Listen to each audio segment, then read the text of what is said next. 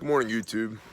It's Bear with BearIndependent.com, which is where all the cool kids hang out.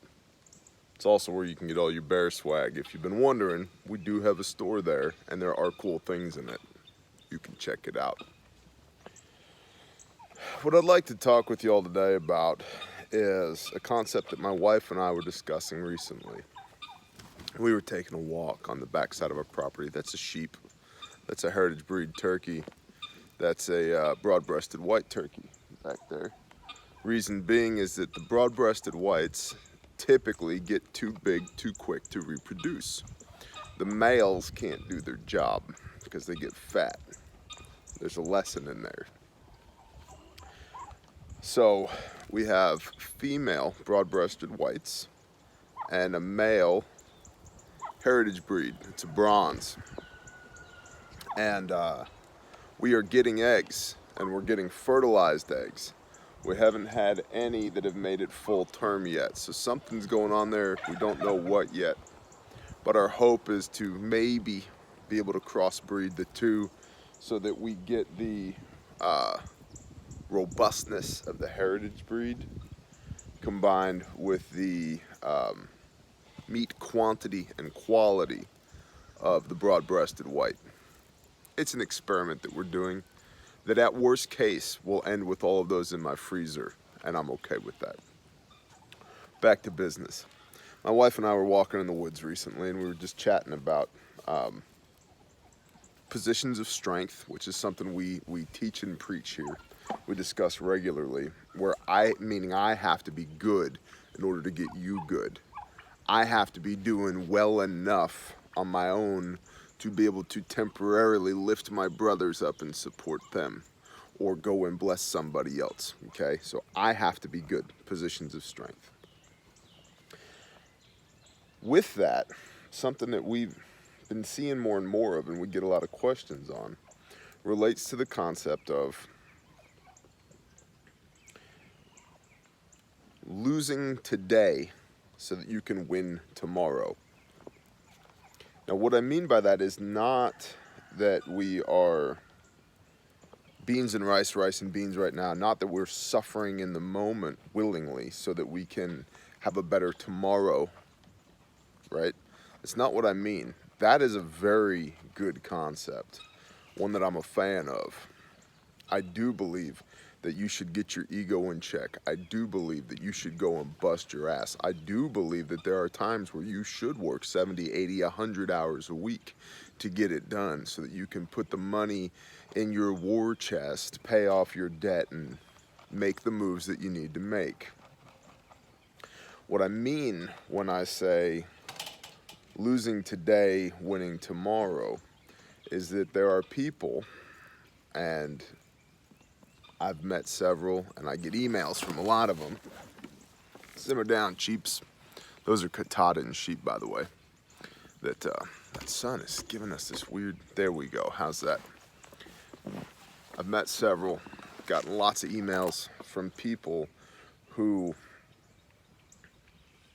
are prepping to the detriment of their everyday life. That's not good. Prepping to the detriment of your everyday life. Either you don't have the resources to do both, to live your everyday life and prep at the same time, or preparedness is robbing you of your joy here in your everyday life. Let's discuss this a little bit. My wife and I, who's awesome, she's that lady from the live streams, as a lot of you have been like, who's that person?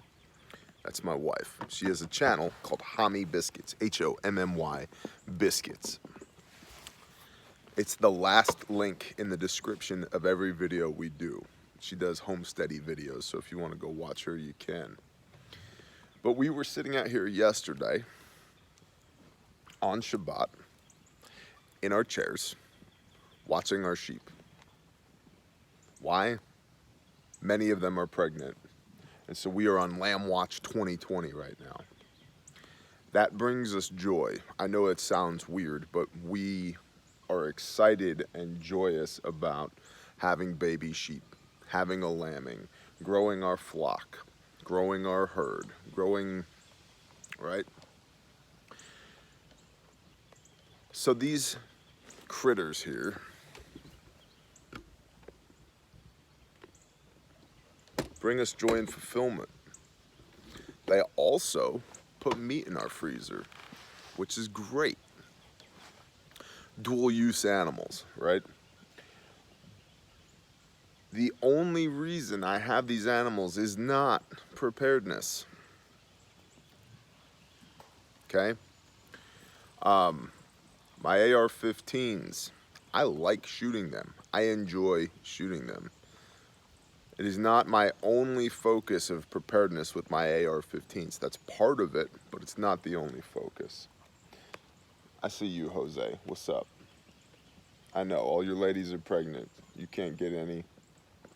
You're surrounded by 6 hormonal women. I know. I feel you, bro. Jose's our ram. And so, multi-purpose, okay? Our quality of life, our fulfillment is informed by and predicated on the joy that we get from living this kind of lifestyle. And it's a lifestyle to us. And it has been my finding over and over again that people who live a preparedness lifestyle get much more fulfillment and joy out of being prepared than people who treat it as a hobby or something they need to do, they are compelled to do for the safety and security of themselves and their loved ones. But in that, all that mess and that dichotomy, there seems to be a group of people who are losing today on the hopes that they'll be winning tomorrow. There seems to be a mismanagement of funds and a lack of prioritization. You have to survive today in order for your preps to be useful tomorrow, next year, 10 years from now. You have to get through today. And so if you only have so much money, if your choices are buy more food, stack it to the rafters, or pay my bills, yes, the guy who tells you to stack it to the rafters is going to say pay your bills first. You have to get through today first. Then tomorrow matters. This is a macro micro. We should be prepping in the macro, but in the micro, you have to get through today first. You have to handle your business today first. And for whatever reason, there are people out there that are having a hard time grasping this issue. And so the other thing, a couple of points I wanted to make. The first was the lifestyle aspect. So for us, preparedness is a lifestyle and we enjoy it. And a key factor of our preparedness is homesteading. It's agriculture, it's producing our own calories, having stewardship over our own land, our flocks, our herds, and building agricultural relationships within our community. The next is, and I have talked about this repeatedly on camera, but I don't think it has stuck for a lot of people. The sun is right there, see? That's how the sun works. 93 million miles away, or is it? NASA lied to us. We never had a mission to the sun. I know, they faked it. Wait a minute, wrong conspiracy theory. The other thing that I've talked about repeatedly, see how fat these things are? About to pop any day. I told my wife, when we finally had the talk about preparedness, I said, listen, you will never go without because of my prepping. I was not apologetic about it. I said, look, I'm going to do this, and I'm doing this because I love you, and I'm responsible for you to my Creator, for you and the well-being of our household, including our children. I'm responsible for you, and so I'm going to take dominion over this task of perpetuating your normalcy into the future. And part of how I'm going to do that is by being prepared. Beans, bullets, band-aids, stockpiling, combined with skill set, heart set, mindset, and training. Okay, so I'm going to do these things. I'm not asking your permission. This is me informing you that I'm going to do them. However, I give you my word that you will never go without because of this. The bills will always be paid. There will always be food in the freezer, the fridge, and the pantry. There will always be fuel in your car, and there will be insurance on it and good tires, and they'll be properly aired up and maintained. Okay, you will always have the things that you need to run your household. I'm not diminishing you in any way. The comfort that you have come to know from our union and the provision and blessing that you have come to expect from the sweat of my brow and the blood of my hands will in no way diminish because of this preparedness. However, if I'm going to be preparing and maintaining our household to the level you've become accustomed to, it's going to require more of me. This is a key phrase. It's going to require more of me. And so I did work 70, 80, 100 hours per week. Before we were convicted to keep the Sabbath, I worked every Saturday in a year.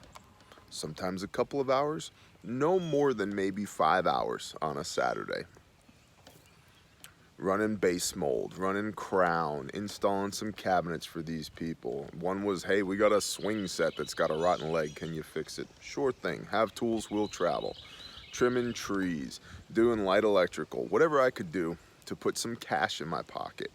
And in a year of Saturdays, I put $18,000 of cash in my pocket. You know what I did with that? I used it for preps. We used it to pay down debt. And we used it in part to help be able to acquire this place.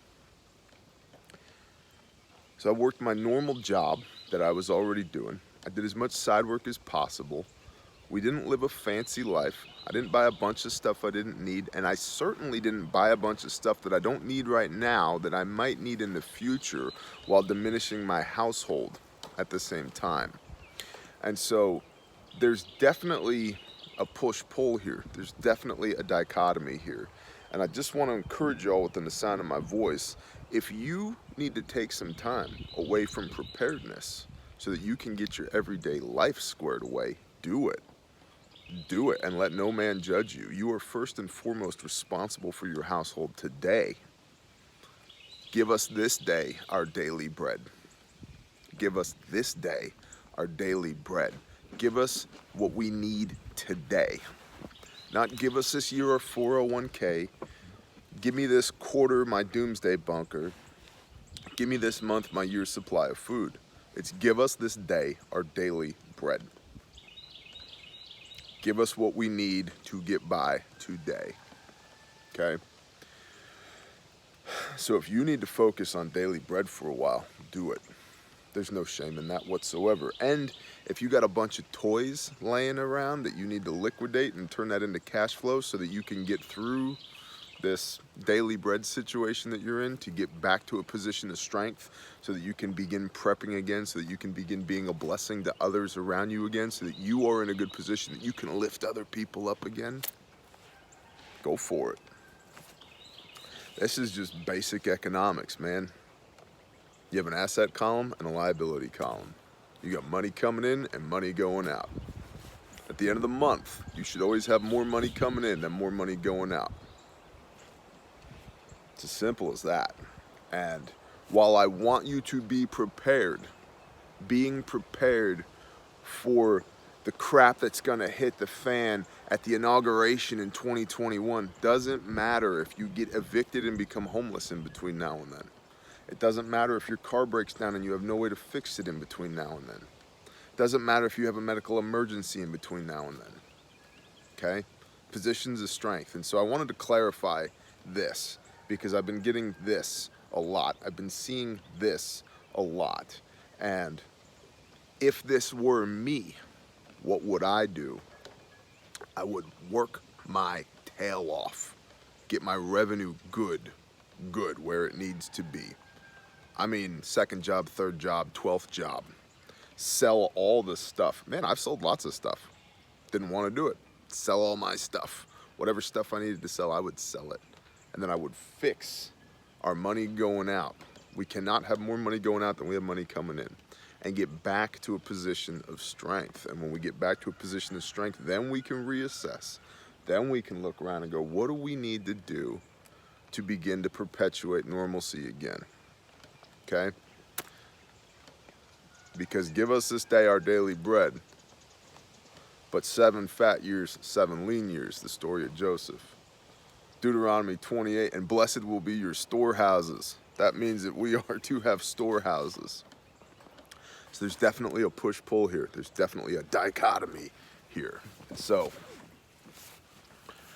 wanted to clarify, wanted to encourage. Got this sun right in my eyeballs.